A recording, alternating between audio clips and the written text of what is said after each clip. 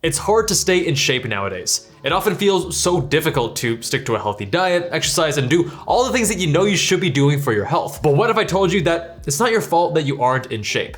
What's going on, guys? For those of you who are new here, my name is Kevin Jabal, physician entrepreneur based in Las Vegas, formerly in plastic surgery. The problem with being healthy nowadays isn't usually a lack of information. In the words of entrepreneur and author Derek Sivers, if more information was the issue, we would all be billionaires with perfect abs. The average person could probably tell you the recipe for a healthy life. You should eat more fruits and vegetables and avoid processed foods. You should exercise more. You should make sure you're getting enough sleep. You should minimize stress. The problem isn't usually knowing what to do, it's the doing that stops most people in their tracks. But why is it so hard to do things like eat better, exercise more, or reduce stress? The answer is that modern day society is working against us. Here are the reasons why you're out of shape and why it's not your fault. Let's start with nutrition. Some people will tell you that your poor diet reflects a lack of self-control.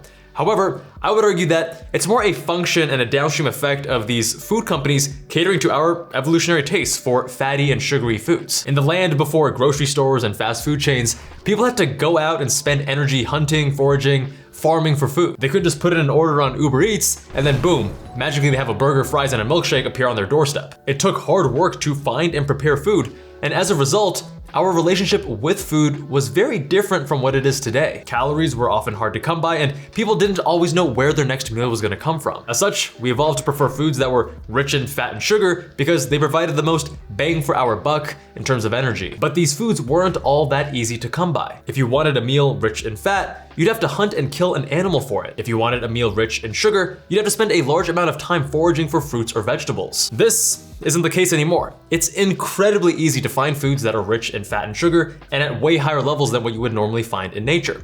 And the reason they're so readily available is that food companies and restaurants know how to take advantage of these evolutionary preferences. They have created foods that are highly palatable by adding more fat and sugar into them, and that just makes them taste better. This is why modern day, highly processed foods are just so addictive. To add further fuel to the fire, it is estimated that food, beverage, and restaurant companies in the United States spend around $14 billion annually on marketing to get us to buy more of these hyper palatable foods.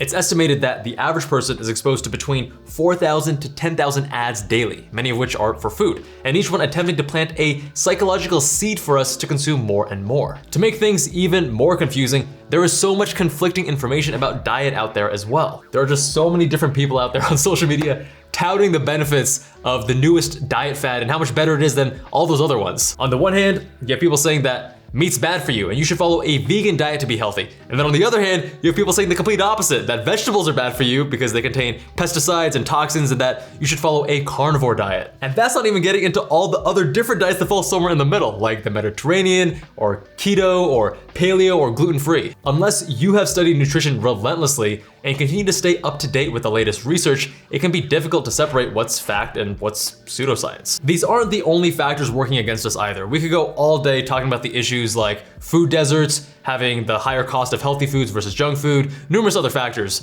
but it all translates to one thing. It is not your fault that you struggle to eat healthy. That being said, it is your responsibility to eat a healthy diet regardless of all these things that are working against you. After years of pretty extreme experimenting with my own diet, I found that one of the best ways to maintain a healthy diet is to pay attention to how I feel during and after a meal. Whenever I make a really strong conscious effort to do this, I find myself gravitating towards the healthier, minimally processed and lighter foods and away from the unhealthy, highly processed, greasy, heavy foods. Another great way to improve your diet is to avoid eating out and cook at home instead. This is also a great way to save money as well. When you think about it, restaurants don't optimize for health. They optimize for what's gonna get people to come back, which is often creating foods that taste good. As such, they usually opt for the same high fat, high sugar, high sodium approach that food and snack companies use. In addition to the cost of food, they have to take into account things like rent, utilities, employee salaries, and remaining profitable. These expenses are factored into the amount that you pay when you eat at a restaurant, so you're almost always gonna pay more at a restaurant than you would if you just had a similar meal at home. But yeah, easier said than done. Obviously, the biggest barrier to cooking at home is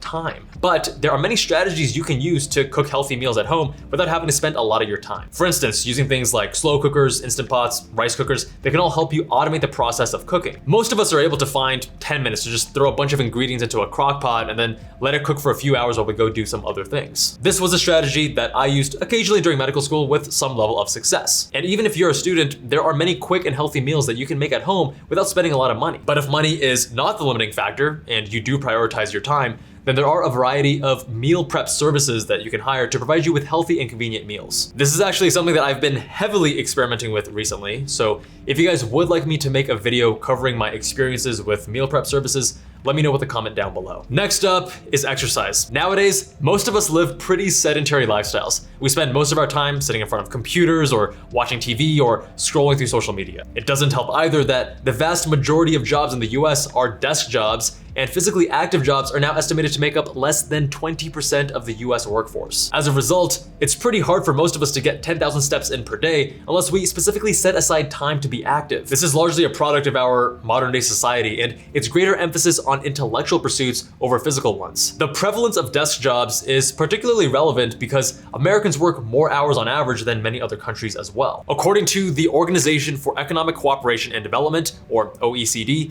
the average American works approximately 1,791 hours per year, which is the 7th highest out of any OECD country. Of all OECD countries, only workers in Poland, Greece, Korea, Chile, Costa Rica, and Mexico average more hours worked per year. As such, many people in the US find it difficult to find time to exercise between work and all of their other responsibilities outside of work. And even if you do find the time, it can still be really difficult to motivate yourself to get up and move. So just like with nutrition, there are many factors beyond your control that are working against you when it comes to exercise. The fact that you don't exercise enough, it's not your fault, but it is your responsibility. Damn! The easiest way that I found to incorporate more exercise into my life is to find the type of exercise that I enjoy the most and then try to make that a priority. If you don't enjoy the exercise that you're doing, you're probably gonna have a hard time making a habit out of it. So try different things and find what you like. It doesn't matter if it's lifting weights or yoga, swimming, martial arts, dance, rock climbing, or something else. Find something that gets you moving and that you enjoy. Another really effective way to keep yourself on track is to hire a coach. And this brings me to the sponsor of today's video, Central Athlete. I spent over a decade on reading books, reading research papers, and watching videos on how to build muscle and get into shape, but I never quite got the results that I wanted. But in March of 2020, at the beginning of the pandemic, back when all the gyms were closed, I heard about remote coaching through a newsletter that I subscribed to, and I figured I'll try out the free consultation and see what it's about. During my meeting with Jesse, my Central Athlete coach, we did a really comprehensive intake, not just focusing on my exercise routine and my diet, which are the two most obvious ones, but things beyond that. And in doing so, we were able to identify and prioritize some of those factors that could be holding me back from getting the results I wanted. One of my biggest problems was my mobility. I would get into a good rhythm with working out, but then I would develop these various nagging pains and injuries due to my lack of mobility. And as a result, I'd have to take time off to heal, and then my progress would just seesaw back and forth. And since working on my mobility, I've noticed much greater durability, and I'm sustaining my exercise habits much better as a result. I'm now in the middle of my 3rd year working with Jesse, and I've been using my own hard-earned cash every single month because I truly find it valuable. Perhaps the biggest benefit of working with Central Athlete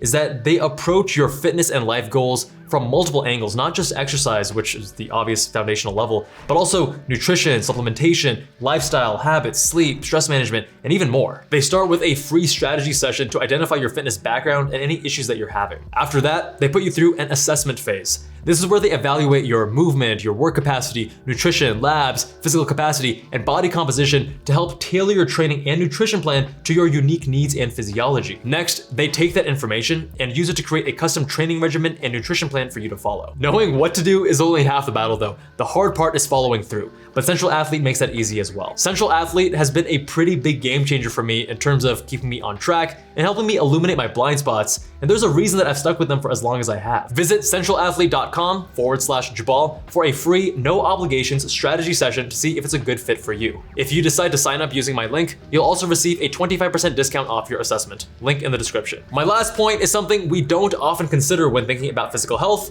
and that is stress. Although some stress is actually necessary for us to function optimally, many of us are experiencing too much stress in our day-to-day lives, especially in recent years. According to a 2022 poll from the American Psychological Association, approximately 87% of respondents reported inflation as a significant source of stress, 81% reported supply chain issues, and 80% reported the war in Ukraine. And of course, many have experienced significant changes to their lives ever since the pandemic began, and approximately 63% of respondents reported that their life has been forever changed by the pandemic. Many have experienced declines in their mental and physical health, disturbed sleep, and increased reliance on unhealthy habits. As a result, approximately 80% of respondents reported undesired weight changes, with those who gained weight having gained an average of 26 pounds and those who have lost weight losing an average of 27 pounds. This isn't even to go into other issues like our overconsumption of social media, which has been demonstrated to increase rates of anxiety and depression. So again, it's not your fault that you're stressed. Much of it is the result of circumstances that are outside of your control. But that being said, it is still your responsibility to do what you can to manage and mitigate your stress levels in a healthy way.